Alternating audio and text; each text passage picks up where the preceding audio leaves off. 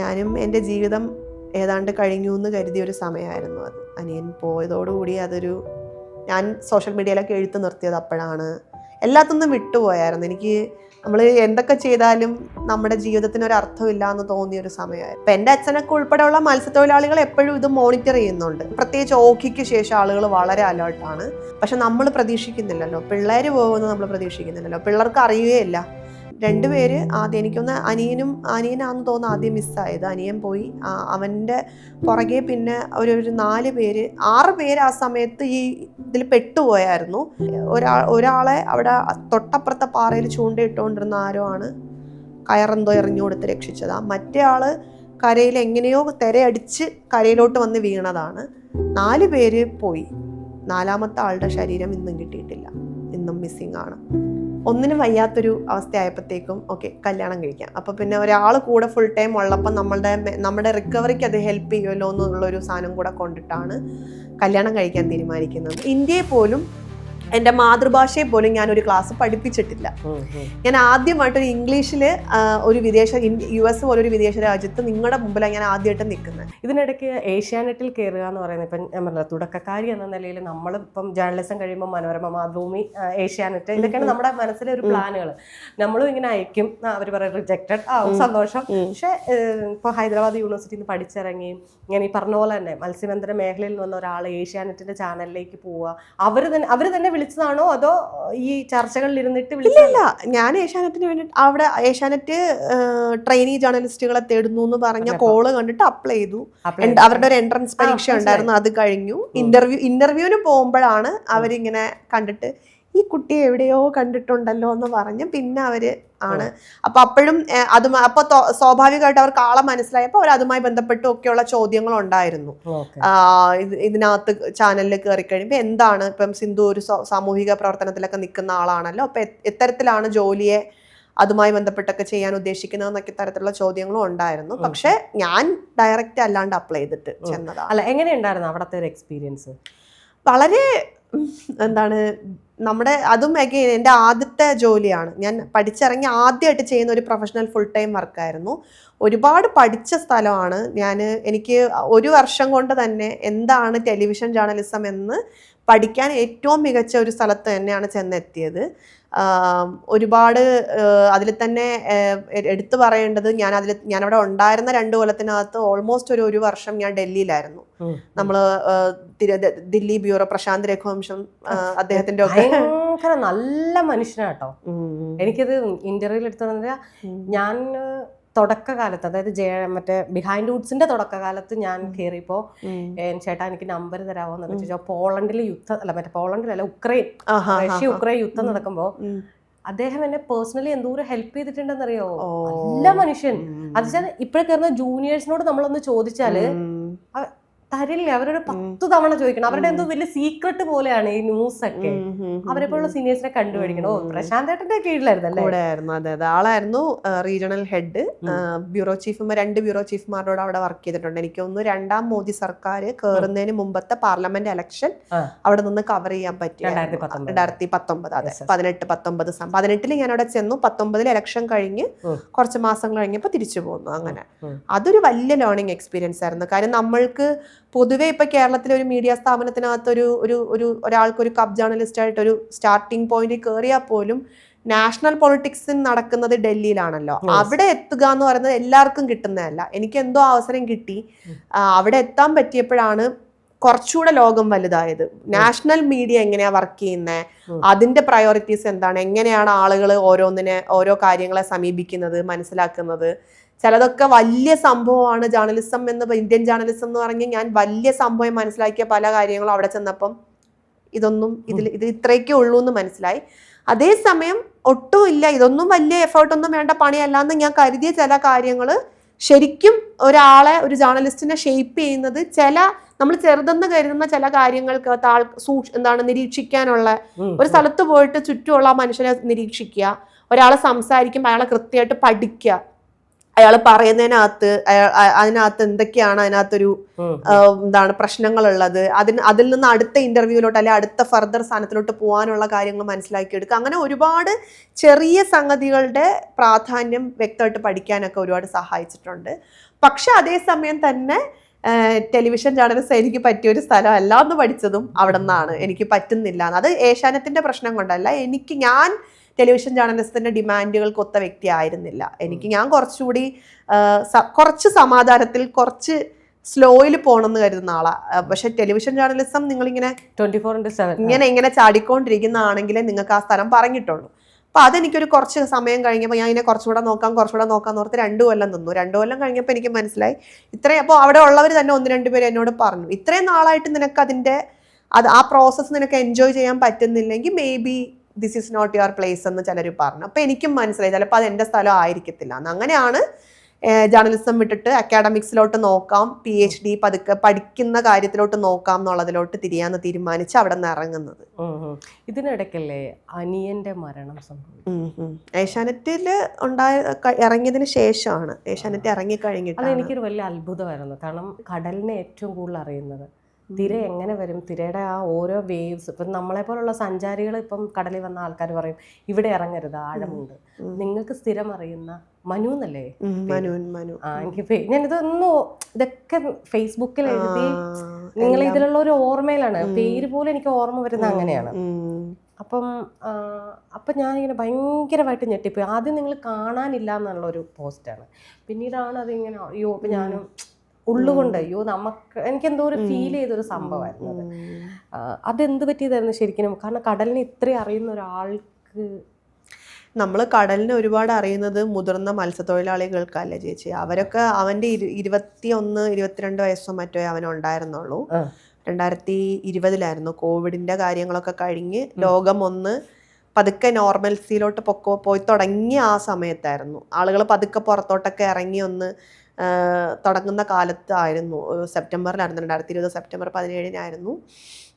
അവൻ്റെ കൂടെ അവന് ഒരുപാട് സുഹൃത്തുക്കളുള്ള ആളാ നാട്ടില്. അവന്റെ പഠിത്തമൊക്കെ കഴിഞ്ഞ് കോവിഡൊക്കെ റെഡിയായിട്ട് വിദേശത്ത് പോകാനായിട്ടൊക്കെ ഒരു ജോലിക്കുള്ള വിസയ്ക്കൊക്കെ ആയിട്ട് ട്രൈ ചെയ്തുകൊണ്ടിരിക്കുമായിരുന്നു. അവരെല്ലാവരും, അവന്റെ പ്രായക്കാരെല്ലാവരും കോവിഡ് കാരണം ഒരു വർഷമായിട്ട് വീട്ടിൽ സ്റ്റക്കായി പോയവരാ. അപ്പൊ ആ കോവിഡ് റെഡിയായി തുടങ്ങിയപ്പോഴത്തേക്ക് എല്ലാവരും ഈ UK പോകാനുള്ള ഒരു ബൂമൊക്കെ തുടങ്ങുന്ന സമയമായിരുന്നു. അപ്പൊ അവന്റെ കൂടെ തന്നെയുള്ള ഒരു സുഹൃത്ത് UK പോകുന്നതിന് മുമ്പ് ആ ദിവസങ്ങളിൽ അവൻ UK പോവേണ്ടതായിരുന്നു. അപ്പൊ അതിനു മുമ്പ് ഇനി കൂട്ടത്തിലുള്ള എല്ലാവരും കൂടെ ഒത്തുകൂടിയതാ. ഇവന് ഒരു സെൻഡ് ഓഫ് പോലുള്ള ഒരു പാർട്ടി പോലെ അവർ ഒത്തുകൂടിയതായിരുന്നു. ആ ഒത്തുകൂടലില് UK ആരാണോ പോകാനിരുന്ന ആ ആൾ ഉൾപ്പെടെ അവർ 4 പേരാണ് മരണപ്പെട്ടായിരുന്നു. അതെ. അവരൊരു 10-12 പേരടങ്ങുന്ന 10 പേരെങ്കിലും മിനിമം 10 പേരുള്ള 10-15 പേരുള്ള ഒരു ഗ്രൂപ്പായിരുന്നു ആഴിമല. അമ്പലം അമ്പലത്തിന്റെ പണി നടക്കുമായിരുന്നു. അമ്പലം പൂർത്തിയായിട്ടില്ല. അവരുടെ മരണം കഴിഞ്ഞ് 3 മാസം കഴിഞ്ഞിട്ടാണ് ആഴിമല ഉദ്ഘാടനം ചെയ്യുന്നത്, ആഴിമല തുറക്കുന്നത്. ആ സമയത്ത് മുന്നേ ആഴിമല ഉണ്ടായിരുന്നല്ലോ. അവിടെ അമ്പലം ഉണ്ടായിരുന്നു, അതെല്ലാം ഉണ്ടായിരുന്നു. എനിക്ക് തോന്നുന്നു ആ ശിവപ്രതിമ, ആ ശിവവിഗ്രഹം ഉദ്ഘാടനം ചെയ്തത് അതിന്റെ പണി നടക്കുന്നതാണ് ഞാൻ ഉദ്ദേശിച്ചത്. ഞാൻ പണ്ട് തിരുവനന്തപുരത്ത് ഉണ്ടായിരുന്നപ്പോൾ അന്ന് അവിടെ പറയുന്നുണ്ട് അവിടെ ഭയങ്കര പ്രശ്നമാണ്. അതെ. ടെമ്പിളിന്റെ ബാക്ക് സൈഡിലുള്ള പാറക്കെട്ടില, ആ ടെമ്പിളിന് തൊട്ടിപ്പുറത്തുള്ള പാറക്കെട്ടായിരുന്നു. ടെമ്പിളിന്റെ പാറക്കെട്ടിലല്ല, അവിടെ ഇങ്ങനെ കടലിലോട്ട് നീണ്ടു നിൽക്കുന്ന 3-4 പാറക്കെട്ട് ആ ഭാഗത്തുണ്ട്. ഇവർ അടിമലത്തുറയായിരുന്നു പോയത്. അടിമലത്തുറയിൽ നിന്ന് നടന്ന് അതിന്റെ ഇടയിൽ ഈ അമ്പലത്തിനും ഈ അടിമലത്തുറയ്ക്ക് ഇടയിലുള്ള എന്തോ ഒരു പാറക്കെട്ടിൽ അങ്ങനെ എങ്ങാണ്ടാണ്. എനിക്ക് ഞാൻ ഇങ്ങനെ നമ്മുടെ ബ്രെയിനിന് നമുക്ക് താല്പര്യമില്ലാത്ത ഇൻഫോർമേഷൻ എടുത്ത് കളയാനുള്ള ഒരു സാധനം ഉണ്ടല്ലോ. അപ്പൊ അവിടെ ഉള്ളൊരു പാറക്കെട്ടിലായിരുന്നു ഇവര് പോയത്. ഇവരൊരു 10-15 പേരിരുന്ന് ഒരുമിച്ച് ഇവർ കൂടിയിരുന്ന് കുറച്ചൊന്ന് എൻജോയ് ചെയ്യുന്ന ഒരു മൂഡായിരുന്നു. അതിൽ ആർക്കോ കൂട്ടത്തില് കടലിൽ ഇറങ്ങാൻ തോന്നി. അന്ന് ഞാൻ ആ സമയത്ത് ഏഷ്യാനെറ്റിൽ നിന്ന് ഇറങ്ങിയിട്ട് ഞാൻ റിസർച്ച് അസിസ്റ്റന്റ് ആയിട്ട് അവിടെ ഒരു കമ്മ്യൂണിറ്റി റേഡിയോയ്ക്ക് വേണ്ടിയിട്ട് വർക്ക് ചെയ്യുക. അപ്പൊ എന്റെ പ്രധാനപ്പെട്ട ജോലി മത്സ്യത്തൊഴിലാളികൾക്ക് കടൽ കാലാവസ്ഥാ വിവരങ്ങൾ കൊടുക്കുക എന്നുള്ളതാണ്. ആ സമയത്ത് നമ്മുടെ ഇൻകോയിസ്, IMD ഇന്ത്യൻ മറ്റേ കാലാവസ്ഥ ഓഫീസ്, പിന്നെ ഇൻകോയിസ് പോലുള്ള 2-3 സ്ഥാപനങ്ങളിൽ നിന്നുള്ള അതാത് ദിവസത്തെ കാലാവസ്ഥ റിപ്പോർട്ടിനെ മനുഷ്യർക്ക് മനസ്സിലാവുന്ന ഭാഷയിലാക്കി കാറ്റിന്റെ വേഗത, ദിശ, ആ വക കാര്യങ്ങളൊക്കെ ഒരു ടെക്സ്റ്റ് ആക്കി തയ്യാറാക്കി ഒരു ഓഡിയോ ആക്കി ഞാൻ എന്നും അപ്ലോഡ് ചെയ്യുന്നുണ്ടായിരുന്നു. മത്സ്യത്തൊഴിലാളികൾക്ക് അത് ഒരു നമ്പറിൽ വിളിച്ചാൽ അത് കിട്ടും. റേഡിയോ മൺസൂൺ എന്ന് പറയുന്ന ആ സർവീസ് ഞാൻ ചെയ്തുകൊണ്ടിരിക്കുന്ന സമയം, അതൊരു റിസർച്ചിന്റെ ഭാഗമായിട്ട് ചെയ്യുന്ന സമയം. ആ സമയത്ത് അന്നത്തെ ദിവസം ഞാനും കൊടുക്കുന്നുണ്ട് ഇങ്ങനെ, ഇന്ന് കടലിലാരും പണിക്ക് പോവരുത്, അലേർട്ടുണ്ട്, മുന്നറിയിപ്പുള്ള ദിവസമാണ്. പക്ഷെ നമ്മൾ പ്രതീക്ഷിക്കുന്നില്ലല്ലോ, പിള്ളേർ പോകുന്നത് നമ്മൾ പ്രതീക്ഷിക്കുന്നില്ലല്ലോ, പിള്ളേർക്ക് അറിയുകയില്ല. ഇപ്പം എൻ്റെ അച്ഛനൊക്കെ ഉൾപ്പെടെയുള്ള മത്സ്യത്തൊഴിലാളികൾ എപ്പോഴും ഇത് മോണിറ്റർ ചെയ്യുന്നുണ്ട്. ടി വിയിലൊക്കെ പ്രത്യേകിച്ച് ഓഖിക്ക് ശേഷം ആളുകൾ വളരെ അലേർട്ടാണ്. അതിന് മുമ്പൊന്നും ആരും ഇതൊന്നും അങ്ങനെ വലിയ കാര്യമാക്കിയിരുന്നില്ല. പക്ഷെ ഓഖിക്കൊക്കെ ശേഷം ആളുകൾ എപ്പോഴും വാർത്ത ശ്രദ്ധിക്കും. അതുപോലെ തന്നെ നമ്മുടെ ഹാർബറിലും ഒക്കെ അനൗൺസ്മെൻറ്റ്, കോസ്റ്റൽ പോലീസിൻ്റെയും മറൈൻ എൻഫോഴ്സ്മെൻറ്റും ഒക്കെ കൊടുക്കുന്ന അനൗൺസ്മെൻ്റ് ഒക്കെ അവർ ശ്രദ്ധിക്കുക. അപ്പോൾ അന്ന് ആരും പണിക്ക് പോകണ്ടെന്ന് പറഞ്ഞ ദിവസമായിരുന്നു. ഈ പിള്ളേർ, അനിയൻ്റെ ആ ഒരു കൂട്ടുകാർ, അതൊന്നും അറിയില്ല, അവർക്കറിയില്ല ഇങ്ങനെ ഒരു സാധനം ഉള്ളത്. അവർ കടൽ കണ്ടു, അവിടെ സ്ഥിരം പോയിരിക്കുന്നവരാ. ഇവരാ കോവിഡ് കഴിഞ്ഞ് കാര്യങ്ങളൊന്ന് ഓപ്പണായി തുടങ്ങിയപ്പോൾ തൊട്ട് ഇടയ്ക്കിടയ്ക്ക് ഓണത്തിന് തൊട്ട് പുറകെയായിരുന്നു ഇവൻ്റെ ഈ സംഭവം. ഓണത്തിനും അവരവിടെ പോയിട്ടുണ്ട്, ഓണം കഴിഞ്ഞ ഒരു ദിവസം അവരവിടെ പോയിട്ടുണ്ട്. ആ ദിവസങ്ങളിലൊക്കെ ഇവർ ഇടയ്ക്കിടയ്ക്ക് അവിടെ പോയി ഇരിക്കുന്നുണ്ട്. കാര്യം ഇവരെല്ലാവരും ഇമോഷണലി കുറച്ച് ഒരു കൗമാരം കടന്ന് ജീവിതത്തിൻ്റെ ഉത്തരവാദിത്തങ്ങളിലേക്ക് എല്ലാവരും കയറുന്നൊരു സമയമായിരുന്നു. 22, 23, 24 വയസ്സുള്ള ആൾക്കാരായിരുന്നു അവരൊക്കെ. അപ്പം എല്ലാവരും ഇനിയിപ്പം നമ്മളൊക്കെ പോവുകയല്ലേ, ഒരാൾ ഗൾഫിൽ പോകുന്നു, ഒരാൾ UK പോകുന്നു, ഒരാൾ യൂറോപ്പിൽ പോകുന്നു, ആ ഒരു മൂഡിൽ ഇവരപ്പം നമുക്ക് പോണേന് മുന്നേ പരമാവധി ടൈം സ്പെൻഡ് ചെയ്യാമെന്നും പറഞ്ഞ് ഇവരെപ്പോഴും അവിടെ പോയി ഇരിക്കുമായിരുന്നു ആ ദിവസങ്ങളിൽ. അങ്ങനെ ഒരു ദിവസം പോയിരുന്നതാണ്. അതിൻ്റെ പിറ്റേന്ന് ഇദ്ദേഹം ജോൺസൺ എന്ന് പറയുന്ന ആൾ UK പോകാനിരിക്കുമായിരുന്നു. പക്ഷേ ആരോ ഒരാൾക്ക് കടലിൽ ഇറങ്ങാൻ തോന്നി. അയാൾ ഇറങ്ങിയപ്പോൾ അയാളുടെ കൂടെ 1, 2, 4 അവർ 8 പേര് കടലിലോട്ട് അന്ന് ഇറങ്ങി. അതിൽ 2 പേര് ആദ്യം, എനിക്കൊന്ന് അനിയനാണെന്ന് തോന്നുന്നു ആദ്യം മിസ്സായത്. അനിയൻ പോയി. അവൻ്റെ പുറകെ പിന്നെ ഒരു 4 പേര് 6 പേര് ആ സമയത്ത് ഈ ഇതിൽ പെട്ടുപോയായിരുന്നു. 2 പേര് ഒരാളെ അവിടെ തൊട്ടപ്പുറത്തെ പാറയിൽ ചൂണ്ടയിട്ടുകൊണ്ടിരുന്ന ആരോ ആണ് കയറെന്തോ എറിഞ്ഞു കൊടുത്ത് രക്ഷിച്ചതാ. മറ്റേ ആള് കരയിൽ എങ്ങനെയോ തിരയടിച്ച് കരയിലോട്ട് വന്ന് വീണതാണ്. 4 പേര് പോയി, മിസ്സായിപ്പോയി. മഴയൊക്കെ ഉണ്ടായിരുന്നു. അങ്ങനെ ഒരു സമയമായിരുന്നു. 4 പേരിൽ അനിയനും UK പോകാനിരുന്ന ആളും പിറ്റേന്ന് അവരുടെ ബോഡി കിട്ടി. മറ്റൊരാളുടേത് 3-ാം ദിവസം കിട്ടി. 4-ാമത്തെ ആളുടെ ശരീരം ഇന്നും കിട്ടിയിട്ടില്ല, ഇന്നും മിസ്സിങ് ആണ്. അങ്ങനത്തെ ഒരു സാഹചര്യമായിരുന്നു അത്. ഞാനും എൻ്റെ ജീവിതം ഏതാണ്ട് കഴിഞ്ഞു എന്ന് കരുതിയൊരു സമയമായിരുന്നു അത്. അനിയൻ പോയതോടുകൂടി ഞാൻ സോഷ്യൽ മീഡിയയിലൊക്കെ എഴുത്ത് നിർത്തിയത് അപ്പോഴാണ്. എല്ലാത്തൊന്നും വിട്ടുപോയായിരുന്നു. എനിക്ക് നമ്മൾ എന്തൊക്കെ ചെയ്താലും നമ്മുടെ ജീവിതത്തിന് ഒരു അർത്ഥമില്ല എന്ന് തോന്നിയൊരു സമയമായിരുന്നു. എനിക്ക് ഇവങ്ങളെയൊക്കെ കണ്ടൊരു ഇതുണ്ടല്ലോ, അപ്പോൾ എനിക്കും ഭയങ്കര വിഷമമായിപ്പോൾ. ഇങ്ങനെ അറിയില്ല, കണ്ടിട്ടില്ല, നമ്മൾ ഫസ്റ്റ് ടൈമാണ് കാണുന്നത്. പക്ഷെ എപ്പോഴും അയ്യോ അയ്യോ അയ്യോ, അതാണ് ഇന്നും ആ പേര് പോലും ഞാൻ പിന്നെ അങ്ങനെ ശ്രദ്ധിച്ചില്ല. എഴുത്തുകൾ ശ്രദ്ധിക്കാറുണ്ട്, പക്ഷെ പേര് പോലും എൻ്റെ മനസ്സിൽ അങ്ങനെ കിടന്നതാ. ഓക്കെ, അതിനുശേഷം ഒന്ന് റിക്കവറായി വന്നതിന് ശേഷമാണല്ലേ മാരേജ് ചെയ്യുന്നത്? അവിടെ നിന്ന് അനിയൻ്റെ സമയത്ത് ഞാൻ ഈ ജോലി ചെയ്ത് വീട്ടിൽ തന്നെ ഇരുന്നായിരുന്നു വർക്ക് ചെയ്യുന്നത്. എൻ്റെ പ്ലാൻ എന്ന് പറയുന്നത് PhD കയറുക എന്നുള്ളതായിരുന്നു. അപ്പം 2020 തൊട്ട് തുടങ്ങിയതാണ് PhD പോകണം, PhD വിദേശത്തെവിടെയും തന്നെ പോയി ചെയ്യണം എന്നുള്ള ആഗ്രഹം. ഏഷ്യാനെറ്റ് ഇറങ്ങുന്നത് തന്നെ എനിക്കിപ്പോഴും ഓർമ്മയുണ്ട്. സിന്ധു സൂര്യകുമാറൊക്കെ അവിടെ തന്നെ തുടരണം എന്നൊക്കെ എന്നോട് ഇങ്ങനെ പറയുന്നുണ്ടായിരുന്നു. സിന്ധുവിനെ പോലുള്ളവരൊക്കെ നിൽക്കേണ്ട സ്ഥലമാണ് എന്നുള്ള രീതിക്ക്. അപ്പം ഞാൻ പറഞ്ഞു ഇങ്ങനെ, എനിക്ക് എൻ്റെ വഴി PhD ആണെന്ന് തോന്നുന്നു, ഞാൻ അക്കാഡമിക്സിൽ പോവാന്ന് പറഞ്ഞിട്ട് അവിടെ നിന്ന് ഇറങ്ങുന്നത്. അങ്ങനെ ഇറങ്ങി അപ്പം തൊട്ടേ തുടങ്ങിയതാണ് PhDക്കുള്ള പ്രിപ്പറേഷനൊക്കെ. അത് വളരെ നന്നായി പൊക്കോണ്ടിരിക്കുന്ന ഒരു സമയത്താണ് അനിയൻ്റെ സംഭവം ഉണ്ടാവുന്നത്. പിന്നെ ഞാൻ ഭയങ്കരമായിട്ട് അങ്ങ് ഡൗൺ ആയിപ്പോയി. ഞാൻ എല്ലായിടത്തുനിന്നും വിഡ്രോ ചെയ്തു, സോഷ്യൽ മീഡിയ ഒക്കെ മതിയാക്കി. വളരെ വേണ്ടപ്പെട്ട ചില സുഹൃത്തുക്കളും ഒക്കെ മാത്രം. പിന്നെ അനുരാജുമായിട്ട് റിലേഷൻഷിപ്പിലായിരുന്നു. ഞങ്ങൾ പിൽക്കാലത്ത് കല്യാണം കഴിച്ചു. അപ്പോൾ അനുരാജും പിന്നെ ഫ്രണ്ട്സ് കുറച്ച് പേരും, അങ്ങനെ കുറേ പേരുടെയൊക്കെ ഒരു സപ്പോർട്ട് ഉള്ളത് കൊണ്ടാണ് ഞാനിങ്ങനെ ആ സമയത്തൊക്കെ ഇങ്ങനെ എങ്ങനെയൊക്കെയോ സെയിനായിരുന്നത്. പിന്നെ എന്തെങ്കിലും ജീവിതത്തിൽ നടക്കണം എന്ന് തോന്നിയിട്ട് ഓർത്തു വന്നാൽ പിന്നെ ഇത് PhD ഒക്കെ ചേർന്നിട്ടേ കല്യാണം കഴിക്കും എന്നുള്ള നിർബന്ധമായിരുന്നു അതിന് മുമ്പ്. പിന്നെ ആ സമയത്ത് നമുക്കിങ്ങനെ എന്താണ്, ഒന്നിനും വയ്യാത്തൊരു അവസ്ഥയായപ്പോഴത്തേക്കും ഓക്കെ കല്യാണം കഴിക്കാം. അപ്പോൾ പിന്നെ ഒരാൾ കൂടെ ഫുൾ ടൈം ഉള്ളപ്പോൾ നമ്മുടെ റിക്കവറിക്ക് അത് ഹെൽപ്പ് ചെയ്യുമല്ലോ എന്നുള്ളൊരു സാധനം കൂടെ കൊണ്ടിട്ടാണ് കല്യാണം കഴിക്കാൻ തീരുമാനിക്കുന്നത്, which is one of the best decision I have taken. തീർച്ചയായും രണ്ടുപേരും എന്റെ ഫേസ്ബുക്ക് സുഹൃത്തുക്കളാണല്ലോ. ഞാനും ഞെട്ടിപ്പോയി, നിങ്ങള് കല്യാണം കഴിച്ചോ, ഇതൊക്കെ എപ്പോ ഇവര് തമ്മിൽ ഇഷ്ടത്തിലായിരുന്നോ? മറ്റേ നമ്മള് പറയുമല്ലോ കോമൺ ഫ്രണ്ട്സിനെ വിളിച്ചു, ആണോ ഇവര് തമ്മിൽ ഇഷ്ടത്തിലായിരുന്നോ? ഞങ്ങളുടെ റിലേഷൻഷിപ്പ് ഒക്കെ ഫേസ്ബുക്കിലൊക്കെ വളരെ പബ്ലിക് ആയിരുന്നു. ഞാൻ അത്രയും ശ്രദ്ധിച്ചിട്ടില്ല. ഞാൻ പറഞ്ഞ അങ്ങനെ അത്രയൊന്നുമില്ല. പക്ഷെ കല്യാണത്തിന് കൊണ്ടുവന്നേ ഇവരോ അതെങ്ങനെ? അതുകൊണ്ടാണ് ഞാൻ പറഞ്ഞത്. ഓക്കെ, എന്താണെങ്കിലും നിങ്ങൾ ഒന്നിച്ച് കണ്ടപ്പോ തന്നെ ഭയങ്കര സന്തോഷം. ആ ഒരു കല്യാണത്തിലിട്ട ഒരു പച്ച സാരി ഇതൊക്കെ ഓർമ്മയുണ്ടോ? അത് നമ്മൾ ചില ആളുകൾ രജിസ്റ്റർ ചെയ്ത് പോയ. ഞാൻ ഇന്ന് സിന്ധു വരും എന്ന് പറഞ്ഞിട്ട് ഈ നിമിഷം വരെ സിന്ധുവിന്റെ ഫേസ്ബുക്ക് പോസ്റ്റ് ചെയ്യാൻ നോക്കിയിട്ടില്ല. അല്ലെങ്കിൽ ഞാൻ സാധാരണ ആര് ഗസ്റ്റ് ആയിട്ട് വന്നാലും അവരുടെ പേജുകൾ ഇതൊക്കെയാണ് നമ്മൾ പഠിക്കുന്നത്, അവരുടെ ഫേസ്ബുക്ക് പോസ്റ്റുകൾ, ഇൻസ്റ്റാഗ്രാം. എന്നെ സംബന്ധിച്ച് ഇതൊക്കെ ഓൾറെഡി എന്റെ തലയിലുണ്ട്.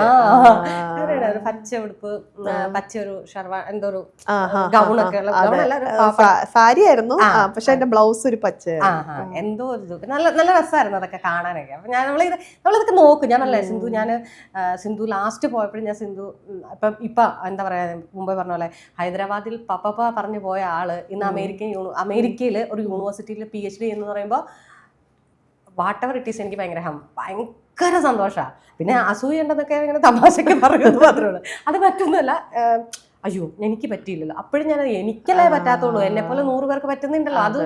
അതും നിങ്ങൾക്ക് ശബ്ദമായിട്ട് പറയാൻ പറ്റുന്നുണ്ട്. നമ്മൾ ചെയ്യാൻ പറ്റുന്ന ഒരു കാര്യം എന്ന് പറഞ്ഞാൽ നമ്മളെ പോലുള്ള ആളുകൾക്ക് വേണ്ടിയിട്ട് എന്തെങ്കിലും ചെയ്യുമ്പോൾ അത് പറയാനും കൂടെ പറ്റണം. അപ്പോഴാണ് എനിക്ക് ഭയങ്കര സന്തോഷം തോന്നിയത്. അപ്പൊ എങ്ങനെയുണ്ട് അമേരിക്കയിലേക്ക് പോയിട്ട്? അല്ലെങ്കിൽ ഇതിന് അപ്പം എനിക്ക് തോന്നുന്നു സ്റ്റാറ്റസ് ആണെന്ന് തോന്നുന്നു കണ്ടത് ആദ്യം ഇങ്ങനെ കിട്ടിയെന്ന് പറഞ്ഞിട്ട് അല്ലെ? എങ്ങനെയായിരുന്നു PhD ഒരു സെലക്ഷനും കാര്യങ്ങളും ഒക്കെ? അതൊരു വളരെ വളരെ വളരെ നീണ്ട പ്രയത്നമായിരുന്നു. ഞാനീ പറഞ്ഞ 2020 തുടങ്ങിയ പണിയായി, 2025 ഞാൻ പോകുന്നത്. അപ്പൊ തന്നെ നമുക്ക് ഊഹിക്കാമല്ലോ, 5 വർഷം എടുത്തു. ഒരു പക്ഷേ ചിലർക്കൊക്കെ 1 കൊല്ലം കൊണ്ട് തന്നെ നമ്മൾ ഈ വർഷം അപ്ലൈ ചെയ്യുന്നു കയറുന്നു എന്ന് പറഞ്ഞ് നടക്കുന്ന കേസാണ്. എനിക്ക് 5 വർഷം എടുത്തു. അതിനകത്ത് എൻ്റെ ഈ പറഞ്ഞ മാതിരി നമുക്കത് ആരോട് ചോദിക്കണം എന്നറിയില്ല. നമ്മുടെ പരിചയത്തിലൊന്നും ഇമ്മീഡിയറ്റ് ഫാമിലിക്കകത്ത് ആരുമില്ല. നമ്മുടെ സുഹൃത്തുക്കളുടെ സുഹൃത്തുക്കളായിട്ടൊക്കെ വിദേശത്ത് PhDക്ക് പോയ ആൾക്കാരുടെ അടുത്തൊക്കെ ചോദിച്ചു കുറെ പേര് ഹെൽപ്പ് ചെയ്തിട്ടുണ്ട്. ഒരുപാട് പേരുടെ മെന്റർഷിപ്പ് എനിക്ക് കിട്ടിയിട്ടുണ്ട്. ഒറ്റയ്ക്ക് എന്തോ ഒരു സുപ്രഭാതത്തിൽ കുറെ വിവരങ്ങൾ തനിയെ കണ്ടുപിടിച്ചു പോയി. ആ വിവരങ്ങൾ കണ്ടുപിടിക്കണമെങ്കിൽ പോലും കുറെ പേരിങ്ങനെ ചോദിച്ചു ഒരാളെ വിളിക്കുന്നു, അയാളുടെ അടുത്ത് ചോദിക്കുന്നു, അപ്പോൾ അയാൾ വേറൊരാളെ റെഫർ ചെയ്യുന്നു, അപ്പോൾ അയാളെ പോയി കാണുന്നു, അയാളുടെ അടുത്ത് ഒരു 100 ചോദ്യമായിട്ട് പോകുന്നു, അതിനകത്ത് ഒരു 5 ചോദ്യത്തിന് മറുപടി കിട്ടുന്നു, ഒരു ബാക്കി 90 ചോദ്യത്തിന് കറക്റ്റ് ആൻസർ കിട്ടാൻ പിന്നെ അടുത്ത ആളിലോട്ട് പോകുന്നു. അങ്ങനെ ഒരുപാട് പേരെ പോയി കാണുകയും അന്വേഷിക്കുകയും. എന്നുവെച്ചാൽ ഹൈദരാബാദ് ഇറങ്ങുമ്പോൾ ജോലി PhD 2 ഓപ്ഷൻ ആയിരുന്നു. അക്കാഡമിക്സിൽ പോവുക അല്ലെങ്കിൽ ജേർണലിസത്തിൽ പോവുക. അപ്പോൾ ഏഷ്യാനെറ്റ് ജോലി കിട്ടി, അതിലോട്ട് പോയി. എന്നാലും അക്കാഡമിക്സ് തലയെ കിടന്നു. അപ്പോൾ പിന്നെ അക്കാഡമിക്സിൽ കയറുമ്പോൾ നെറ്റൊക്കെ എഴുതിയാണല്ലോ സാധാരണ നാട്ടിലൊരു PhD ചെയ്യാനായിട്ട് നെറ്റ് എക്സാം പാസ്സാവുക, JRF കിട്ടുക. ആ ട്രാക്ക് തന്നെയായിരുന്നു ഞാനും ആദ്യം കരുതിയത്. നെറ്റ് എഴുതുമ്പോൾ ഞാൻ നെറ്റ് 1 തവണ എഴുതുന്നു, 2 തവണ എഴുതുന്നു, കിട്ടുന്നില്ല. നെറ്റ് പോലും ക്ലിയർ ആവുന്നില്ല. JRF പിന്നെ നെറ്റും ക്ലിയർ ആവുന്നില്ല. അപ്പോൾ 3ാമത്തെ തവണ ഞാൻ നെറ്റ് എഴുതുന്നത് അനിയൻ്റെ അപകടം നടന്ന് ഒരാഴ്ച കഴിഞ്ഞപ്പോഴായിരുന്നു. ഞാൻ ആ ഒരു സമയം, അതിന് തൊട്ട് മുമ്പത്തെ ഒരു 3-4 മാസമായിട്ട് ഞാൻ വിദേശത്തുള്ള PhDക്കുള്ള സാധനങ്ങളും നോക്കുന്നു. അതോടൊപ്പം നെറ്റിന് വളരെ കാര്യമായിട്ട് പ്രിപ്പയർ ചെയ്യും. അതാണ് ഞാൻ ആദ്യമായിട്ട് നന്നായിട്ട് പ്രിപ്പയർ ചെയ്തിട്ട് നെറ്റ് എഴുതുന്നത്. അപ്പോൾ അതിൻ്റെ ഇടയിലാണ് അനിയൻ്റെ സംഭവം ഉണ്ടാവുന്നത്. അനിയൻ്റെ സംഭവം കഴിഞ്ഞ് എൻ്റെ കംപ്ലീറ്റ് സിസ്റ്റം ഷട്ട് ഡൗൺ ആയി. എനിക്ക് ചുറ്റും കംപ്ലീറ്റ് ഒന്നും മനസ്സിലാവുന്നുണ്ട്. കുറേ ദിവസത്തേക്ക് ഞാൻ മെന്റലി ഭയങ്കര ഔട്ടായിരുന്നു. എനിക്കൊന്നും മനസ്സിലാവുന്നില്ലായിരുന്നു. ആൾക്കാരൊക്കെ അന്ന് എൻ്റെ അടുത്ത് വന്ന പലരും പലതും പറഞ്ഞൊന്നും എനിക്ക് ഇപ്പോഴും ഓർമ്മയില്ല. പലരും വന്നിട്ട് ഞാൻ നിന്നെ അന്ന് വിളിച്ചായിരുന്നു, അല്ലെങ്കിൽ ഞാൻ നിന്നോട് ഇന്നത് പറഞ്ഞായിരുന്നു എന്നൊന്നും എനിക്കിപ്പോഴും ഓർമ്മയൊന്നുമില്ല. ഭയങ്കരമായിട്ട് എൻ്റെ മെമ്മറി ഭയങ്കര നമ്പായിരുന്നു ആ കുറച്ച് സമയത്ത്. അപ്പം അവൻ്റെ 8ൻ്റെ അന്ന് വീട്ടിൽ 8ൻ്റെ കുർബാന കഴിഞ്ഞ് വീട്ടിൽ വന്ന ആരോ ഇങ്ങനെ CSCFലെ പിള്ളേരാരോ ഇങ്ങനെ നെറ്റ് എക്സാം നാളെയും മറ്റന്നാളും ഒക്കെ ആയിട്ട് നെറ്റാണെന്ന് പറഞ്ഞപ്പോഴാണ് ഞാൻ പെട്ടെന്ന് ഇങ്ങനെ ഒരു സാധനത്തിന് ഞാൻ പ്രിപ്പയർ ചെയ്യുന്നുണ്ടായിരുന്നല്ലോ എന്ന് പറഞ്ഞിട്ട് പെട്ടെന്ന് ഞാൻ ഫോൺ എടുത്തിട്ട് എൻ്റെ ഡേറ്റ് നോക്കുമ്പോൾ പിറ്റേ ദിവസം എൻ്റെ എക്സാം, അതിൻ്റെ തൊട്ട് പിറ്റേ ദിവസം. എന്നിട്ട് ഞാൻ ഇങ്ങനെ എന്ത് ചെയ്യണമെന്ന് ആലോചിച്ചിരുന്നപ്പോഴത്തേക്ക് എൻ്റെ ഒരു ഫ്രണ്ട് ഇങ്ങനെ പറഞ്ഞു, നീ നിനക്ക് എഴുതണമെങ്കിൽ ഞാൻ നിന്നെ കൊണ്ടുപോയിക്കോളാം എന്ന് പറഞ്ഞ് അവൾ എന്നെ വണ്ടി ഓടിച്ച് എന്നെ സെൻറ്ററിൽ കൊണ്ടുപോയി. ഞാൻ ആ എക്സാം എഴുതി. ആ നെറ്റ് എനിക്ക് കിട്ടി. അതെനിക്ക് ഇന്നും മനസ്സിലായിട്ടില്ല. കാര്യം സാധാരണ ആളുകൾ നമ്മളാകെ സ്റ്റക്കായി പോകുന്ന ഒരു സമയമാണല്ലോ. പക്ഷെ എനിക്ക് ആ നെറ്റ് എനിക്ക് കിട്ടി. അതിന് മുമ്പ് പഠിച്ച ഒന്നും എനിക്ക് കിട്ടിയിട്ടില്ല. അങ്ങനെ നെറ്റ് കിട്ടി. അപ്പൊ പിന്നെ നാട്ടിൽ PhD ക്കുള്ള സാധ്യതകളൊക്കെ നോക്കാൻ തുടങ്ങിയപ്പോൾ ഒരുപാട് പേര് പറഞ്ഞൊരു സാധനം, നാട്ടിലെ PhD ഒട്ടും സജസ്റ്റ് ചെയ്യൂല. കാരണം യൂണിവേഴ്സിറ്റികൾ നമ്മൾ ഈ പറയുന്ന ജാതീയമായ, സാമൂഹികമായ, സാമ്പത്തികമായ എല്ലാ ഫാക്ടേഴ്സും നാട്ടിലെ ഒരു PhD ക്കും ബാധകമാണ്. നിങ്ങൾ ചെന്നെത്തുന്ന സൂപ്പർവൈസർ നിങ്ങളായി മനസ്സിലാക്കുന്ന ഒരാളല്ലെങ്കിൽ നിങ്ങളുടെ അടുത്ത കുറെ കൊല്ലം ദുരിതമായി മാറും. നമ്മൾ തന്നെ ഒരുപാട് കേട്ടിട്ടില്ലേ PhD സൂപ്പർവൈസറിന്റെ മെന്റൽ അധികം പറയുന്നു. നിങ്ങൾ പഠിച്ച ഹൈദരാബാദ് യൂണിവേഴ്സിറ്റിയിലെ രോഹിത് വെമുല എന്നതൊരു ആക്ട് തന്നെയുണ്ട്. അതെ, രോഹിത് വെമുല ഒക്കെ പഠിച്ച ക്യാമ്പസിൽ നിന്ന് വന്ന ആളായതുകൊണ്ട് കൂടി ആയിരിക്കാം നമുക്കറിയാം ഇങ്ങനെ നമ്മൾ ഒരാളുടെ ജീവിതം പോലും നഷ്ടപ്പെടാൻ പാകത്തിന്, അല്ലെങ്കിൽ ഒരാൾക്ക് സ്വന്തമായി ജീവൻ എടുക്കാൻ വരെ തോന്നുന്ന അത്ര നമ്മളെ കൊണ്ടെത്തിക്കാൻ ഇടയുള്ള ഒരു സിസ്റ്റമാണ് ഈ PhD, ഈ ഒരു റിസർച്ച് എന്ന് പറയുന്ന ഒരു സംഗതി എന്ന് അറിയാവുന്നത് കൊണ്ട് തന്നെ അറിഞ്ഞുകൊണ്ട് ഒരെണ്ണത്തിലോട്ട് എടുത്ത് ചാടാൻ എനിക്ക് താല്പര്യം ഉണ്ടായിരുന്നില്ല. അതുകൊണ്ട് ഞാൻ ഇതിനെ കാര്യമായിട്ട് അന്വേഷിക്കുന്നുണ്ടായിരുന്നു. അപ്പൊ പലരും പറഞ്ഞു, സിന്ധു പുറത്ത് നോക്ക് സിന്ധു, ഇവിടെ വെറുതെ ഞങ്ങളോ വെട്ടു, നീ വെറുതെ ഇതിനകത്ത് കയറണ്ട, നീ വേണമെങ്കിൽ ഇവിടെയൊക്കെ അപ്ലൈ ചെയ്തോ, പക്ഷെ നീ പുറത്ത് തന്നെ എവിടെയെങ്കിലും നോക്കുക, അതായിരിക്കും നല്ലതെന്ന് ഒരുപാട് പേര് പറയുന്നുണ്ടായിരുന്നു. അപ്പൊ ആ സമയത്ത് എനിക്ക് പുറത്തൊക്കെ നോക്കാനുള്ളൊരു ഫിനാൻഷ്യലി ഒക്കെ ഞാനിങ്ങനെ റിസർച്ച് അസിസ്റ്റന്റ്, ഫ്രീലാൻസ് ജേർണലിസ്റ്റ്, അങ്ങനെയൊക്കെ ചില കിട്ടുന്ന പണിയൊക്കെ ചെയ്ത് പൊക്കോണ്ടിരിക്കുന്ന ഒരു സമയമാണ്. പക്ഷെ അനുരാജ് ഉള്ളത് കൊണ്ട്, സ്ഥിര വരുമാനമുള്ളൊരു പാർട്ട്ണർ ഉള്ളത് കൊണ്ട് എനിക്കിത് ചെയ്യാൻ പറ്റി. കല്യാണത്തിന് മുമ്പായിരുന്നെങ്കിൽ എനിക്ക് ഇതൊന്നും ചെയ്യാൻ ഒക്കത്തില്ല. കാര്യം വരുമാനം ഇല്ല. നമുക്കൊരു വരുമാനം ഭയങ്കര ഇമ്പോർട്ടൻ്റാണ്. വീട്ടിലുള്ളവരെ സഹായിക്കണം, പാരൻസിന് സപ്പോർട്ട് ചെയ്യണം. അതിൻ്റെ കൂടെ ഇങ്ങനെ ഒരു റിസ്ക് ചെയ്തുകൊണ്ടുള്ള ഒരു പരിപാടിക്കൊന്നും നിൽക്കാൻ പറ്റത്തില്ല. കല്യാണം കഴിഞ്ഞ് ഞാനും ഹസ്ബൻഡും മാത്രമുള്ള ഒരു സിംഗിൾ യൂണിറ്റ് ആയതോടുകൂടി അപ്പൊ അനുരാജ് പറഞ്ഞു, നിനക്ക് സാമ്പത്തികത്തിനെ പറ്റി നീ ആലോചിക്കണ്ട, നമുക്ക് പൈസ ഞാൻ നോക്കിക്കോളാം, നമുക്ക് ശരിയാക്കാം, നീ ഈ സാധനം നീ മുന്നോട്ട് കൊണ്ടുപോകുന്നുണ്ടെങ്കിൽ നീ അതിൽ ഫോക്കസ് ചെയ്യുന്നു പറഞ്ഞതിന്റെ ആ ഒരു കോൺഫിഡൻസ് എനിക്ക് എന്നെ മെന്റലി കുറെ ഫ്രീ ആക്കിയിട്ടുണ്ടായിരുന്നു. അങ്ങനെയാണ് ഞാൻ വിദേശത്തുള്ള PhD-നെ പറ്റി അന്വേഷിക്കുന്നതും. അപ്പൊ UK നോക്കുന്നു, യൂറോപ്പ് നോക്കുന്നു. കാരണം US ഒക്കെ അങ്ങ് നടക്കൂല, ഒട്ടും UK ഒക്കെ പിന്നെയും ചിലപ്പോൾ ഒപ്പിക്കാന്നുള്ളൊരു മൂഡായിരുന്നു. അപ്പൊ UK-യിൽ അന്വേഷിക്കുമ്പോഴത്തേക്കും മനസ്സിലാവുന്നു, UK-യിലെ PhD-ക്ക് നിങ്ങൾ ആപ്ലിക്കേഷൻ കൊടുക്കണം, അത് കഴിഞ്ഞ് ഫണ്ടിങ്ങിന് പിന്നെയും അപ്ലൈ ചെയ്യണം. ഇത് രണ്ടും വർക്കൗട്ട് ആവണം. നിങ്ങൾക്ക് ഒരു യൂണിവേഴ്സിറ്റി അഡ്മിഷൻ തന്നു, പക്ഷെ നിങ്ങൾക്ക് ഫണ്ടിങ് ഇല്ലെങ്കിൽ കാര്യമില്ല. നിങ്ങൾക്ക് ഫണ്ടിങ് കിട്ടി പക്ഷെ അഡ്മിഷൻ ഇല്ലെങ്കിലും കാര്യമില്ല. ഇത് രണ്ടും വർക്കൗട്ട് ആവണം. രണ്ടാമത് പറഞ്ഞത് തീരെ നടക്കാറില്ല. ഒരുപാട് പേര് അഡ്മിഷൻ കിട്ടും, ഫണ്ടിങ് കിട്ടത്തില്ല എന്നുള്ളൊരു സാഹചര്യം ഒരുപാട് പേരുടെ അടുത്തുനിന്ന് കേട്ടായിരുന്നു. അതെന്താകും, അത് ശരിയാ. എന്നിട്ട് ഞാൻ UK കുറെ ട്രൈ ചെയ്തായിരുന്നു ചില യൂണിവേഴ്സിറ്റികളിലൊക്കെ. പിന്നെയാണ് ഞാനിങ്ങനെ US-ൽ PhD ചെയ്യുന്ന 1-2 പേരെ പരിചയപ്പെടുന്നത്. അവരുടെ അടുത്ത് സംസാരിച്ചപ്പോഴത്തേക്കും ഓക്കെ, അവിടെ അപ്ലൈ ചെയ്ത് കഴിഞ്ഞാൽ നിങ്ങൾക്ക് കിട്ടിക്കഴിഞ്ഞാൽ it comes with funding. Okay, നിങ്ങൾക്ക് അഡ്മിഷൻ കിട്ടിയാൽ നിങ്ങൾക്ക് ഫണ്ടിങ്ങോട് കൂടി അവർ നിങ്ങളെ എടുക്കുള്ളൂ. ആ ഫണ്ടിങ് എന്ന് പറയുന്നത് ഒന്നെങ്കിൽ റിസർച്ച് അസിസ്റ്റന്റ് ആയിട്ടോ അല്ലെങ്കിൽ ടീച്ചിങ് അസിസ്റ്റന്റ് ആയിട്ടോ അവിടെ ജോലി ചെയ്യുക, യൂണിവേഴ്സിറ്റിയിൽ ജോലി ചെയ്യുക. അപ്പൊ അത് കൊള്ളാമല്ലോ, അതൊരു നല്ല പരിപാടിയാണല്ലോ എന്നുള്ളത് ആലോചിച്ചു. പക്ഷേ കോമ്പറ്റീഷൻ ഭയങ്കര കൂടുതലാണ്. ലോകത്തിന്റെ സകല ഭാഗത്തു നിന്നുള്ളവർ അപ്ലൈ ചെയ്യും. ഏറ്റവും നല്ല പ്രൊഫൈൽ കീപ്പ് ചെയ്താലൊക്കെ മാത്രം നിങ്ങൾക്ക് വർക്ക് എക്സ്പീരിയൻസ് ഉണ്ടാവണം, നിങ്ങളുടെ അത്യാവശ്യം നല്ല മാർക്ക് വേണം, നിങ്ങൾക്ക് റിസർച്ച് എക്സ്പീരിയൻസ് ഉണ്ടാവണം, നിങ്ങൾ ചെയ്യാൻ പോകുന്ന സാധനത്തെ പറ്റി നല്ല ധാരണ ഉണ്ടാവണം, നിങ്ങൾ എന്തിനെ പറ്റിയാണോ PhD ചെയ്യാൻ പോകുന്നത് അതിനെപ്പറ്റി നിങ്ങൾക്ക് നല്ല വ്യക്തത ഉണ്ടാവണം, അതുമായി ബന്ധപ്പെട്ട് ഭാവിയിൽ വരാനിടയുള്ള ചാലഞ്ചസിനോ നിങ്ങൾ എങ്ങനെ ഡീൽ ചെയ്യുമെന്ന് നിങ്ങൾക്ക് പറഞ്ഞ് ഫലിപ്പിക്കാൻ പറ്റണം. അങ്ങനെ ഒരു 100 സാധനങ്ങൾ. അപ്പോൾ ഇങ്ങനെ ഇരുന്ന് ഓക്കെ, എന്നാൽ ആദ്യം കുറേ കാലം എൻ്റെ ഒരു 2 കൊല്ലം ഒരു കൺഫ്യൂഷൻ്റെ സമയമായിരുന്നു. 2021-22 അപ്ലൈ ചെയ്യണമെങ്കിൽ തന്നെ ഇവിടെ ചെയ്യണോ, അവിടെ ചെയ്യണോ, ഓസ്ട്രേലിയ നോക്കണോ, കാനഡ നോക്കണോ, UK നോക്കണോ, US നോക്കേ വേണ്ടേ, ഇതെങ്ങനെ കറങ്ങിക്കൊണ്ടിരിക്കുമായിരുന്നു. ഒരു 22-23 ആയപ്പോഴത്തേക്കും US ഫോക്കസ് ചെയ്യാമെന്ന് തീരുമാനിച്ചു. US തന്നെ ഒരു രാജ്യം ഫോക്കസ് ചെയ്താൽ മതിയെന്ന് തീരുമാനിച്ചിട്ട് US-ന്റെ അഡ്മിഷന് വേണ്ടിയിട്ട് ഇരുന്ന്. അപ്പം തന്നെ പിന്നെ ഉള്ളത് യൂണിവേഴ്സിറ്റികൾ നോക്കണം, ഡിപ്പാർട്ട്മെന്റ്സ് നോക്കണം, നമ്മളെ PhD സ്റ്റുഡൻ്റായിട്ട് എടുക്കാൻ താല്പര്യമുള്ള പൊട്ടൻഷ്യൽ സൂപ്പർവൈസർമാരെ കണ്ടുപിടിക്കണം. അവിടെ 100,000 അല്ലെങ്കിൽ 1000-കണക്കിന് പ്രൊഫസർമാരുണ്ടാവും US-ലെ പല യൂണിവേഴ്സിറ്റികളിലായിട്ട്. അതിൽ ചിലപ്പോൾ 5 പേർക്കായിരിക്കും ഇന്ത്യയിലെ ഫിഷിങ്ങുമായി ബന്ധപ്പെട്ട. എൻ്റെ PhD വന്നിട്ട് തീരദേശ മേഖലയുമായി ബന്ധപ്പെട്ടാണ്. മത്സ്യത്തൊഴിലാളികളുടെ ക്ലൈമറ്റ് ചേഞ്ച്, കാലാവസ്ഥാ വ്യതിയാനത്തിനെ സൗത്ത് ഇന്ത്യയിലെ മത്സ്യത്തൊഴിലാളികൾ എങ്ങനെയാണ് നാവിഗേറ്റ് ചെയ്യുന്നത്, എങ്ങനെയാണ് അവരത് ഫിഗർ ഔട്ട് ചെയ്യാൻ ശ്രമിക്കുന്നത്, കമ്മ്യൂണിക്കേഷൻ ടെക്നോളജി ഇവരെ ഇതിനു വേണ്ടി എത്രമാത്രം ഹെൽപ്പ് ചെയ്യുന്നു എന്നുള്ളതാണ് എൻ്റെ പ്രപ്പോസൽ. ഞാൻ ഇപ്പോൾ അതൊന്ന് കുറച്ച് പതുക്കെ അങ്ങോട്ടും ഇങ്ങോട്ടൊക്കെ വഴുതുന്നുണ്ട്, പക്ഷെ തീരദേശ മേഖല തന്നെയാണ് അൾട്ടിമേറ്റ്ലി ഏരിയ. അപ്പോൾ ആ ടോപ്പിക്ക് താല്പര്യമുള്ള 5-6 പേരെ കാണത്തുള്ളൂ അവിടെ. അവരിലോട്ട് നമ്മൾ എത്തപ്പെടണം ആദ്യം. ആ 5 പേര് ആരാന്ന് നമുക്ക് അറിയില്ല. കാര്യം നമുക്ക് അങ്ങനെ ഒരു ഇതിങ്ങനെ എന്താണ് കസ്റ്റമൈസ് ചെയ്ത് പറഞ്ഞു തരുന്ന ഒരു സോഫ്റ്റ്വെയർ ഒന്നുമില്ല. നമ്മളിരുന്ന് ഓരോ യൂണിവേഴ്സിറ്റി എടുക്കുന്നു, ഡിപ്പാർട്ട്മെന്റ്സ് ജേർണലിസം അല്ലെങ്കിൽ കമ്മ്യൂണിക്കേഷൻ ഡിപ്പാർട്ട്മെന്റിൽ പോകുന്നു, അതിനകത്ത് പ്രൊഫസർമാരുടെ പേര് നോക്കുന്നു, അവർ ചെയ്ത വർക്ക് വായിച്ചു നോക്കുന്നു. അപ്പം അങ്ങനെ ഒരു 100-200 ക്യാമ്പസ് യൂണിവേഴ്സിറ്റികളിലെ പ്രൊഫസർമാരുടെ പ്രൊഫൈലെങ്കിലും ഞാൻ വായിച്ചിട്ടുണ്ടാവും.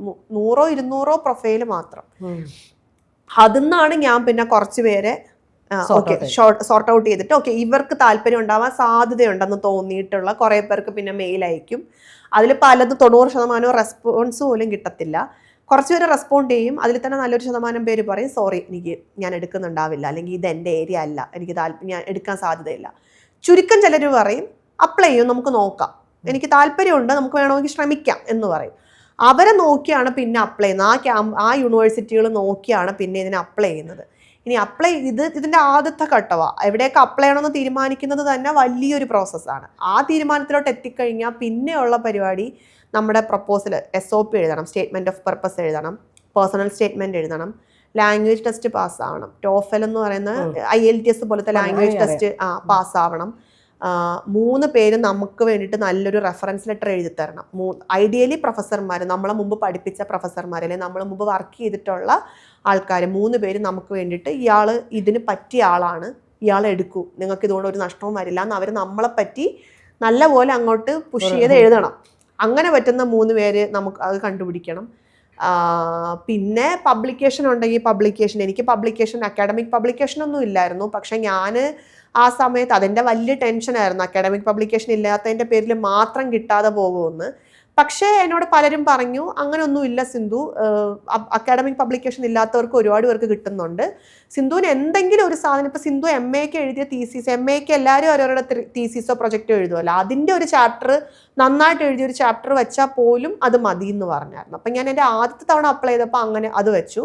രണ്ടാമത്തെ തവണ അപ്ലൈ ചെയ്തപ്പോഴത്തേക്കും വിഴിഞ്ഞം സമരവുമായി ബന്ധപ്പെട്ട് ഞാൻ കാരവാനിൽ ഒരു ആർട്ടിക്കിൾ പബ്ലിഷ് ചെയ്തായിരുന്നു. ഞാൻ അതും കൂടെ വെച്ചു.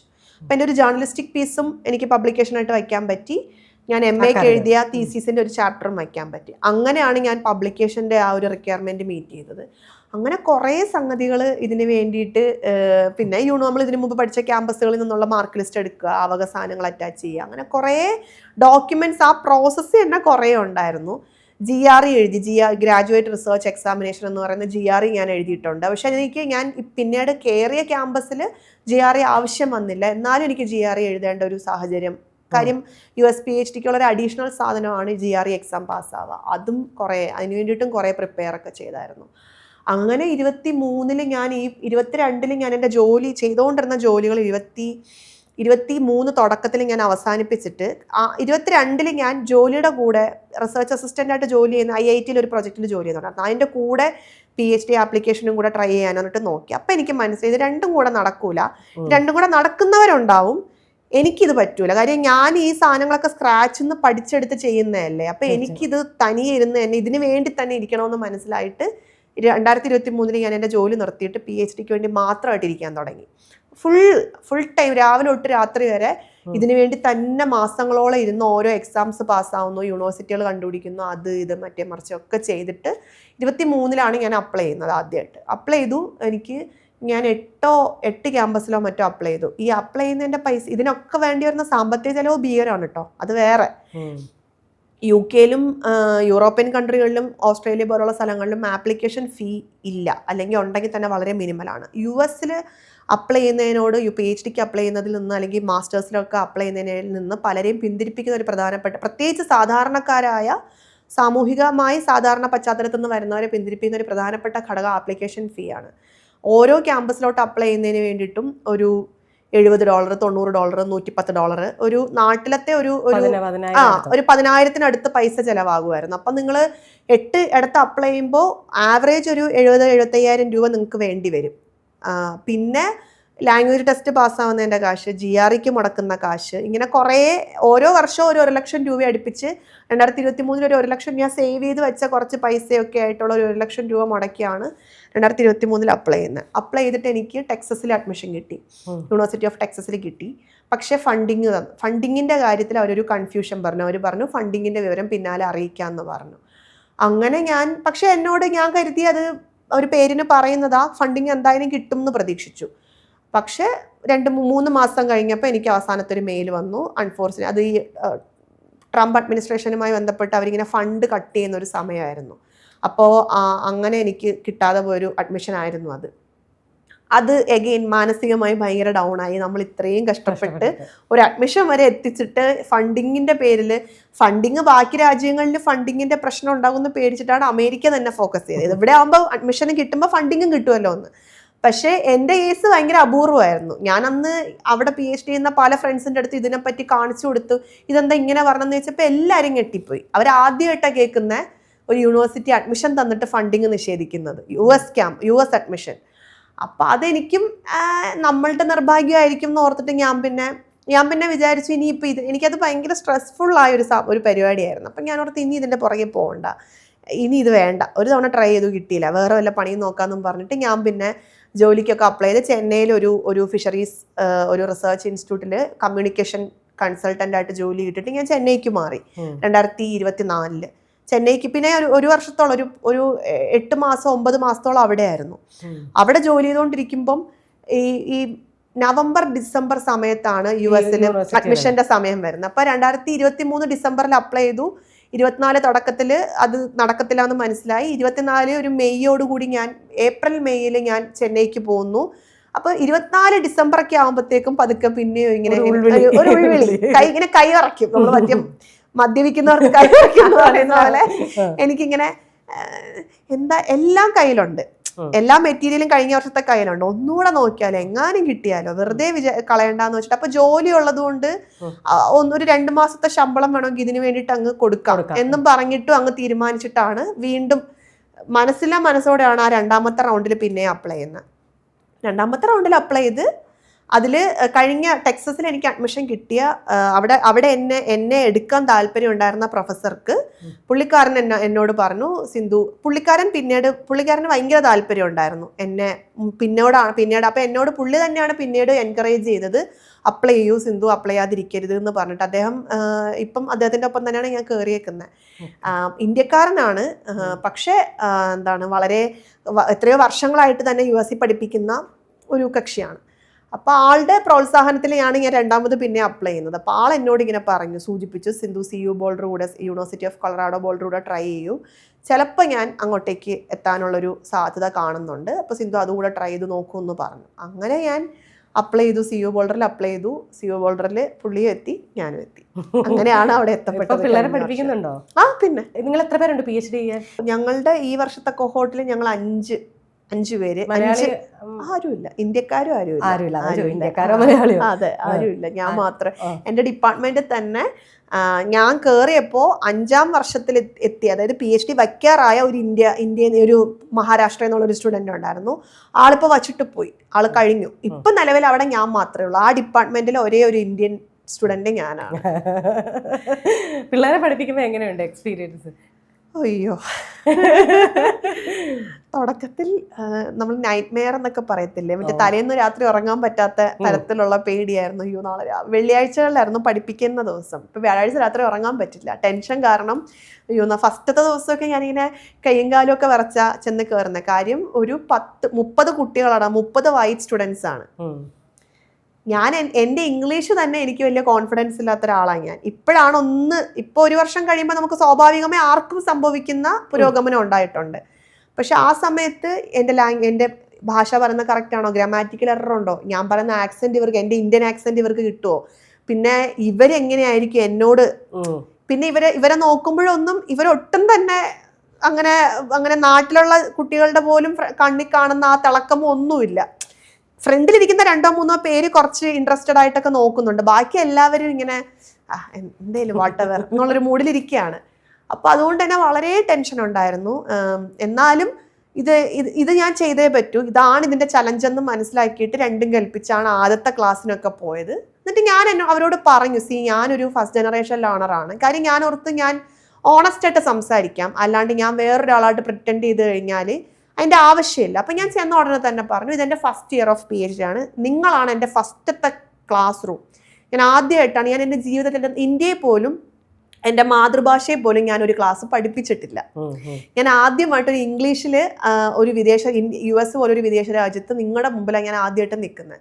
സോ യു ക്യാൻ ഇമാജിൻ എൻ്റെ അവസ്ഥ എന്താണെന്ന്. So understand it. എന്താണ്, ഞാൻ ചിലപ്പോൾ തെറ്റ് വരുത്തിയെന്നിരിക്കും, ചിലപ്പോൾ ഞാൻ പറയുന്നതിൽ നിങ്ങൾക്ക് മനസ്സിലായില്ല എന്നിരിക്കും. എന്നോട് ദയവായിട്ട് ചോദിക്കുക, നിങ്ങൾക്ക് മനസ്സിലായില്ലെങ്കിൽ ചോദിക്കുക. ഇവിടെ ക്ലാസ്സിൻ്റെ അകത്തോ ക്ലാസ്സിന് പുറത്തോ ചോദിക്കുക, മെയിൽ അയയ്ക്കുക, എന്നെ വന്ന് കാണുക.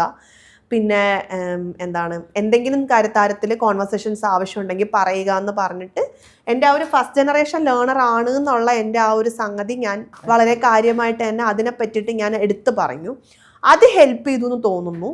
അത് വിദ്യാർത്ഥികൾക്കും അത് ഭയങ്കര ഒരു എന്താണ്, അവരും പിൽക്കാലത്ത് ആ ഒരു ഫസ്റ്റത്തെ സെമസ്റ്റർ പൂർത്തിയാക്കി കഴിഞ്ഞിട്ടുള്ള അവസാനം ഇവർ നമുക്ക് റിവ്യൂ തരും, എങ്ങനെ ഉണ്ടായിരുന്നു ഈ TA എന്നുള്ള പേരിൽ. ആ റിവ്യൂവിൽ 1-2 സ്റ്റുഡൻസ് എനിക്ക് എഴുതി തന്നൊരു കമൻറ്റ് ഞാൻ ഇപ്പോഴും മറക്കത്തില്ല. ഒരാൾ എഴുതിയിട്ടുണ്ടായിരുന്നു, സിന്ധു നല്ലൊരു TA ആണ്, ടീച്ചിങ് അസിസ്റ്റൻ്റ് ആണ്, പക്ഷേ സിന്ധു മനസ്സിലാക്കുന്നില്ല സിന്ധു എത്രമാത്രം നന്നായിട്ട് ഈ പണി എടുക്കുന്നുണ്ടെന്ന്. അതുകൊണ്ട് ആ കോൺഫിഡൻസ് ആണ് സിന്ധുവിന് വരേണ്ടത്. ആ കോൺഫിഡൻസ് കൂടെ ഉണ്ടായിക്കഴിഞ്ഞാൽ she is all right. But other than that she is doing her ജോലി like it's in whatever good way. ആൾ നന്നായിട്ട് അത് ചെയ്യുന്നുണ്ടെന്നുള്ള തരത്തിൽ പറഞ്ഞു. അതെനിക്ക് ഭയങ്കരമായിട്ട്. പിന്നെ സെക്കൻഡ് സെമസ്റ്റർ ആയപ്പോഴത്തേക്ക് എനിക്ക് മനസ്സിലായി ഞാൻ ആ കോൺഫിഡൻസ് ആണ് ബിൽഡ് ചെയ്യേണ്ടത് എന്നുള്ളത്. അങ്ങനെ സെക്കൻഡ് സെമസ്റ്ററിൽ ആ കോൺഫിഡൻസും ബിൽഡ് ചെയ്തു. ഇപ്പൊ അത്യാവശ്യം എന്താണ്, കുഴപ്പമില്ല, കാര്യങ്ങൾ കൊണ്ടുപോകാനുള്ളൊരു നമ്മളെ കൊണ്ട് പറ്റുന്ന പരിപാടിയാണെന്നുള്ള കോൺഫിഡൻസ് ഒക്കെ ആ ഒരു സാധനത്തിലോട്ട് എത്തി. എന്താണെങ്കിലും അതൊക്കെ കേൾക്കുന്ന തന്നെ ഭയങ്കര ഇത്. ഞാൻ പറഞ്ഞില്ല, ഞാൻ കുറച്ച് മുമ്പ് അസൂയ എന്ന് പറഞ്ഞില്ല, എനിക്ക് അസൂയേ ഇല്ല ഇപ്പം. എന്നതിനാ ഇത്രയും പ്രോസസ്സ് ചെയ്യാനുള്ള ഒരു ക്ഷമ എനിക്കില്ല. എനിക്ക് ക്ഷമ എന്ന് പറയുന്നത് ഒട്ടുമില്ലാത്തൊരു സാധനം. എൻ്റെ അടുത്തിരുന്ന് ഭക്ഷണം കഴിക്കുന്ന ആൾ പോലും പറയും പേടി തോന്നുന്നുണ്ട്, പെട്ടെന്ന് കഴിക്കാം. അത്രയും ക്ഷമയില്ലാത്തൊരു വ്യക്തിയാണ്. അപ്പോൾ സിന്ധു ഭയങ്കര സന്തോഷം. നമ്മൾ ഇങ്ങനെ നാട്ടിൽ വന്നിട്ടുണ്ടെന്ന് സ്റ്റാറ്റസ് കണ്ടപ്പോൾ പറഞ്ഞു, അപ്പോൾ ഓടി വരാൻ പറഞ്ഞു. അപ്പോൾ എനിക്ക് വേണ്ടിയിട്ടൊരു ദിവസം തന്നു. ഇപ്പോഴും പഠിക്കാനുണ്ട്, വർക്ക് ചെയ്യാനുണ്ട്, എല്ലാം എനിക്കറിയാം. ഞാൻ ആദ്യം പറഞ്ഞതുപോലെ തന്നെ ഒരു കടൽ കണ്ട ഒരു പെൺകുട്ടി കടലപ്പുറവും കടന്ന്, ഏത് കടലിനപ്പുറം ഒരു ഇത് കാണാൻ പോകുന്നൊരു കഥയൊക്കെ നമ്മൾ പറയില്ല, അതുപോലെ തന്നെ എല്ലാവരും ആഗ്രഹിക്കുന്ന, ഇപ്പം എല്ലാവർക്കും UK ഒക്കെ ഇതാണ്, US ആണ് എല്ലാവർക്കും ഏറ്റവും കൂടുതൽ പോളിസി ഉള്ളത് അവിടെയാണ്. അവിടെ പോയി അവിടെ തന്നെ പഠിപ്പിക്കുക, അവിടെ PhD എടുക്കുക, അത് വലിയ സംഭവമാണ്. It's proud. എനിക്കത് ഭയങ്കരമായിട്ട് പേഴ്സണലി എനിക്ക് പ്രൗഡ് ആവുന്നൊരു മൊമെൻ്റാണ്. അപ്പോൾ എൻ്റെ അടുത്ത് വന്നതിന്, എന്നോട് സംസാരിച്ചതിന് ഒരുപാട് സന്തോഷം.